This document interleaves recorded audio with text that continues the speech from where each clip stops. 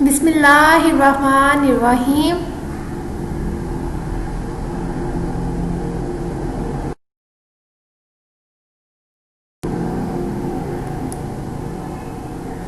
प्यारे बच्चों, Pepperdine school network के यूट्यूब चैनल में मैं आपको खुशामदीद कहती हूँ।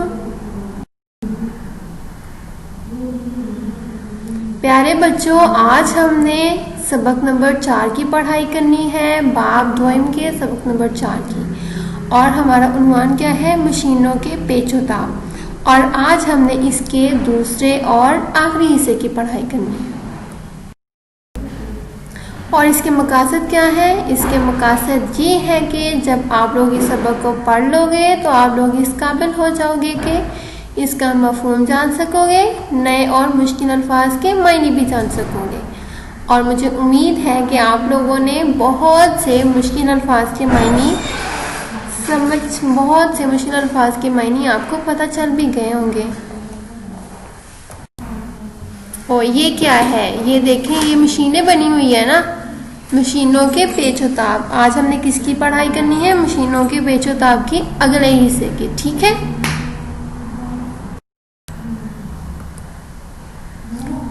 आपको पता है कि अब जदीद दौर है और जो पुरानी मशीनें उनकी जगह जो है वो नई मशीनों ने, इलेक्ट्रिक मशीनों ने ले ली है। तो ये वाली जो कहानी है ना, ये पुरानी मशीनों के बारे में है जिनको इलेक्ट्रिक मशीनों से एक्सचेंज कर दिया। ठीक है, तो हम इसको पढ़ते हैं। हम कल कहाँ से पढ़ रहे थे? हमने कल पढ़ा था बिजली का काम एहतियात से करते हैं, गीले हाथों से प्लग नहीं लगाते, तार पकड़कर झटके से नहीं खींचते। वो क्या थी? जो बी अम्मा को, जो बेगम साहिबा थी, वो जो उनकी काम करने वाली थी बी अम्मा, उनको वो बता रही थी कि जो स्विच है उसको कैसे लगाते हैं। ठीक है, उन्होंने कहा था कि जो तार है उसको पकड़ के झटके से नहीं खींचते क्योंकि तार जो होती है अंदर से फ्रैक्चर हो जाती है, फिर उससे करंट लग जाता है। इससे तार कमज़ोर और स्विच ढीला हो जाता है। आप ठीक कहती हैं बेगम साहिबा, जैसा आप कहेंगी वैसा ही करूँगी। एहतियात अच्छी चीज़ है जी, बड़ी बी बोली। बड़ी बी ने कहा कि एहतियात अच्छी चीज़ है। अभी ग्राइंडर पर बड़ी बी का हाथ साफ नहीं हुआ था कि छोटी बी भी इलेक्ट्रिक बीटर ले आई। बीटर वो होता है जिसके साथ जो दही होता है उसको फेंटते हैं ना, उसको बीटर बोलते हैं, इलेक्ट्रिक बीटर ले आई। और बड़ी बी के हाथ में थमा कर ये कहती हुई अपने कमरे में चली गई कि अब वो इससे दही फेंटा करें। इलेक्ट्रिक बीटर के आते ही बड़ी बी ने मधानी को भी उठाकर ओखली और मौसल के साथ डाल दिया। और आपको पता है जो मधानी होती है वो जो पहले, अब तो नहीं होती ना किसी के घर में, जो मधानी होती है उसके साथ जो दही था उसको बीट करते होते थे, अब तो बीटर के साथ करते हैं। अपनी नाकदरी पर मधानी रूहानसी हो रही थी, पर क्या करती रूहानसी, मतलब वो थोड़ा सैड हो रही थी, लेकिन वो क्या करती, अब क्या कर सकते थे। अब उसके भी दिन चले गए थे। दोनों ने इसे दिलासा दिया, इसको समझाया कि नहीं ऐसे नहीं करो, तब जाकर वो कुछ संभली। 2-4 दिन बाद ग्रेटर के आ जाने से कद्दूकश भी इसमें शामिल हो गया। आपको पता है कद्दूकश जो होता है, जो गाजरें होती हैं और जो मूलियाँ होती हैं उसको उसके साथ ग्रेट करते हैं, लेकिन जो ग्रेटर होता है वो तो उसके साथ तो जल्दी जल्दी हो जाती है ना काश, इसलिए कद्दूकश जो होता है उसको फिर इस्तेमाल उन्होंने नहीं किया और ग्रेटर ले आई। बावर्ची खाने के मामूलात में तब्दीली आ गई थी। सुबह होते ही बावर्ची खाने के काम शुरू हो जाते। कभी ग्राइंडर्स पर मसाला पीसा जा रहा है, कभी इलेक्ट्रिक बीटर से काम लिया जा रहा है, कभी ग्रेटर से सब्जियां काटी जा रही हैं। जो ग्रेटर होता है इसके साथ सिर्फ कश नहीं करते, इसके साथ सब्जियां भी काटी जाती हैं, हर चीज़ इसके साथ कर लेते हैं। ठीक है, अगर वो हंगामा होता कि कान पड़ी आवाज़ सुनाई ना देती। ये जो मौसल, ओखली और ये जो मधानी थी, ये सब बता रहे हैं कि इतना हंगामा होता था कि कभी आवाज़ ही सुनाई नहीं देती, क्योंकि वो पता है जो मशीनें होती हैं उनकी आवाज़ बहुत ज़्यादा होती है।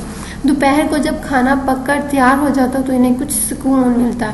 इस वक्त ये चारों अपने अपने अच्छे दिनों को याद करते। ओखली और मौसल काम के बाद बावर्ची खाने की खिड़की के साथ टिका दिए जाते थे तो वो बाहर के मंजर से दिल बहलाया करते थे। कभी वो बरसात और कभी बहार के मजे लेते तो कभी परिंदों की चहचहों और राहगीरों की चहल पहल से लुत्फ़अंदोज़ होते। राहगीर होता है जो रस्ते चलते लोग होते हैं। ठीक है, कद्दूकश को साफ पानी में गुसल कर ऊसल का मज़ा याद आ जाता और मधानी को झाग बनाना पसंद आता। दिन में होने वाली बावर्ची खाने की कार्रवाई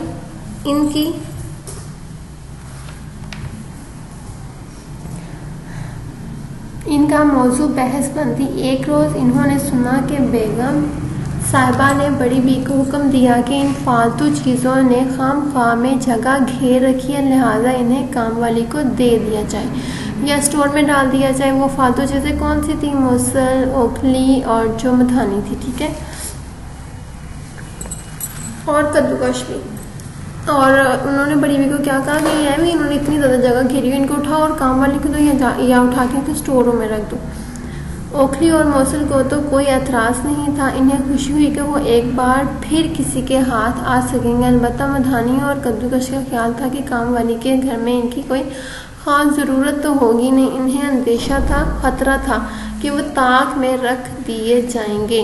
ताक होता है मतलब उनको किसी ऊंची जगह पे रख दिए जाएंगे और धूल मट्टी में अटा करेंगे। मालकन के हुक्म के मुताबिक बड़ी बी ने सोचा काम वाली ही को क्यों दे, वो खुद क्यों ना इन्हें अपने घर ले जाकर इस्तेमाल करे। ये सोचकर इसने इन चारों को एक डिब्बे में बंद करके स्टोर में रख दिया। लो भाई, ये तो इससे भी बुरा हुआ। मौसम बोला, ये स्टोर है या काल कोठरी? काल कोठरी होती है जिसमें बिल्कुल अंधेरा, बिल्कुल रोशनी नहीं आती और उसमें बस जो भी फालतू सामान होता है जिसको दोबारा टच नहीं करना होता वो रखते हैं। काल कोठरी आपको पता है जो जेल होता है उसमें भी काल कोठरी होती है। यहाँ तो कोई पलट कर भी नहीं झांकता। बावर्ची खाना जिंदा रहने का एक सबूत था, अब वो भी छिन गया। सब ने इसकी तायद की और मायूसी से सर झुका लिए, और कर भी क्या सकते थे बेचारे। एक रोज़ घर में कुछ चहल पहल शुरू हुई तो मधानी के कान खड़े हो गए। मतलब चहल पहल कि उनके घर में शोर हुआ तो उसने कान खड़े किए कि ये क्या हो रहा है। उसने सुनने की कोशिश की। इसने सबको होशियार किया। बोली, लगता है कोई बड़ा मामला हो। मधानी को जगाने पर सब ने बेदारी का मुजाहरा किया, लेकिन फिर स्टोर का दरवाज़ा खुल गया। मदम रोशनी और ताज़ा हवा के झोंके ने इन्हें मधानी की बात तस्लीम करने पर मजबूर कर दिया। किसी ने इनका डिब्बा टटोला और ये इत्मीनान करने के बाद कि ये सब इसमें मौजूद हैं, घसीट कर बाहर निकाली। और छोटी बीबी थी। ज़रा देर में बड़ी बीबी और बेगम साहिबा भी वहाँ पहुँच गई। बेगम साहिबा के कहने पर इन्हें डिब्बे से बाहर निकाला गया, उलट पुलट कर देखा गया। बड़ी बीबी को ताकीद की गई कि इन सबको अच्छी तरह से साफ करके दोबारा काम में लाया जाए, और उन सबको दोबारा यूज़ करने लगे। हैं, ये क्या मामला है? ओखली ताज्जुब से बोली, बड़े हैरान होकर बोली कि ये क्या मामला है, इन्होंने तो हमें स्टोरों में रख दिया, तब दोबारा से क्यों निकाला है?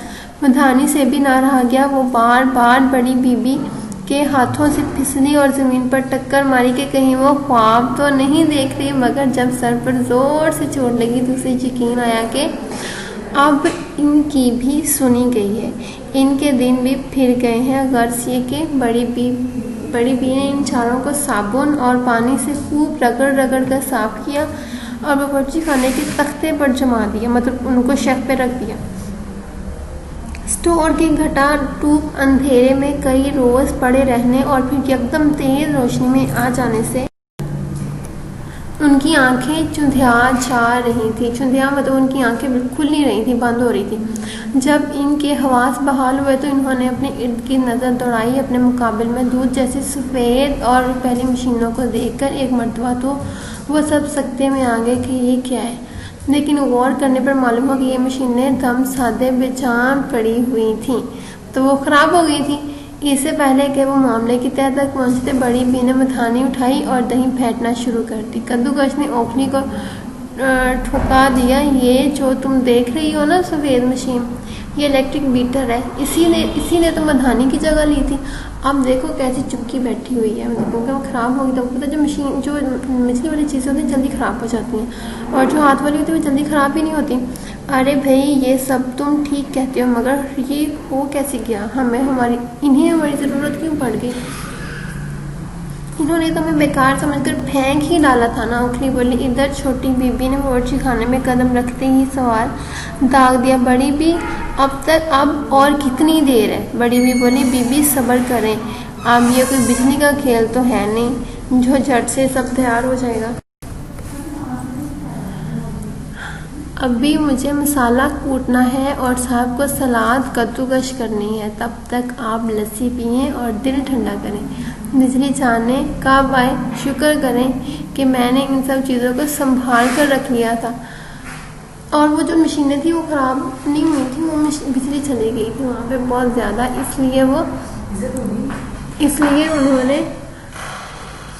इसलिए उनको साइड पे रख दिया और पुरानी चीज़ें निकाली। वरना बेगम साहिबा ने तो इन्हें दे डाला था काम वाले को। मैं तो समझती हूँ छोटी बीबी ये सादा मशीनें भी बेकार नहीं है। अच्छा क्या बड़ी भी, आपने समझदारी का काम किया है। एक तो घर में मेहमानदारी और फिर बिजली की लोड शेडिंग। अच्छा वो ये मजबूरी है इनकी। चारों एक दूसरे की तरफ देखकर मुस्कराए और यकजुबां होकर नारा लगाए, नहीं है चीज़ कमी कोई ज़माने में, कोई बुरा नहीं कुदरत के कारनामे में। कि इस दुनिया में कोई भी जो चीज़ होती है वो बेकार नहीं होती। हमें हर चीज़ को इस्तेमाल करना चाहिए और हर चीज़ की अपनी एक वैल्यू होती है। ठीक है, चलें, ये तो था हमारा आज का सबक और आपने इसको एंजॉय किया होगा और इसको घर में ज़रूर पढ़िएगा। ओके, शुक्रिया, अपना ख्याल रखिएगा।